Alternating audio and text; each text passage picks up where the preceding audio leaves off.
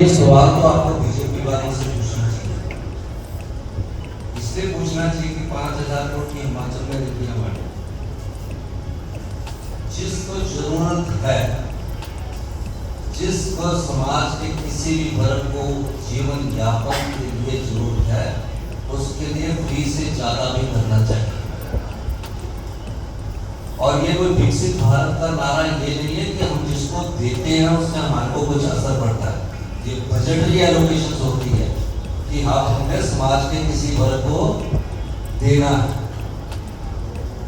हम अपने बजट से एलोकेट करते हैं एनुअली प्लान में कि हम इस समय समाज का ये वर्ग बहुत वंचित रह गया है। ये 75 साल में इस विकसित भारत की आधारशिला अभी 11 साल पहले भारतीय जनता पार्टी ने नहीं रखी है। कितनी रियासतों को मिलाकर जब देश बनता है, कितनी योजनाएं बनी, पंचवर्षीय योजनाएं नहीं बनी। इंदिरा गांधी ने बैंकों का राष्ट्रीयकरण किया, बड़े बड़े राजाओं के बैंक हुआ करते थे।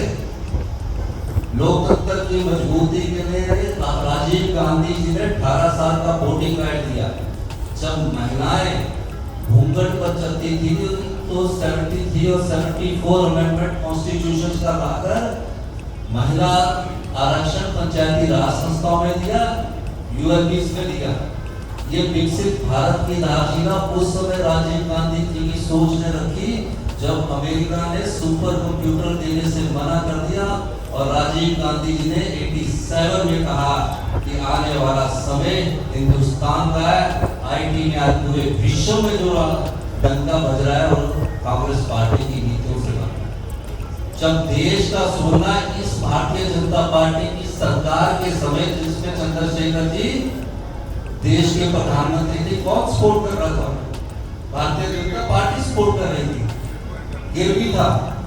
उस समय हमारे देश में जो नीतिगत परिवर्तन डॉक्टर मनमोहन सिंह जी ने लाए, वो विकसित भारत की नींव थी। और विकसित भारत हिंदुस्तान के सभी लोगों की सोच, सभी राजनीतिक दलों के महत्वाकांक्षी योजनाओं से संपूर्ण हो सकता है।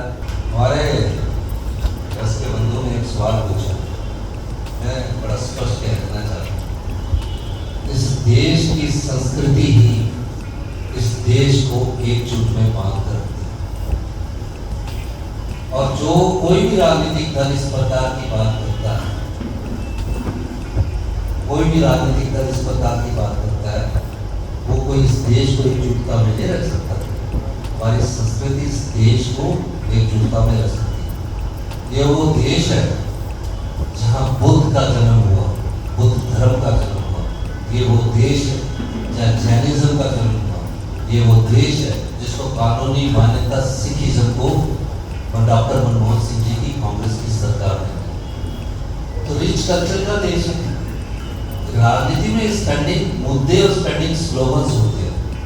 किस स्तर के नेता के मुंह से निकलते हैं तो उस पर चर्चा होती है, जो आपने कहा। और अनुराग जी को मैं समोसा घर में भिजवा दूंगा।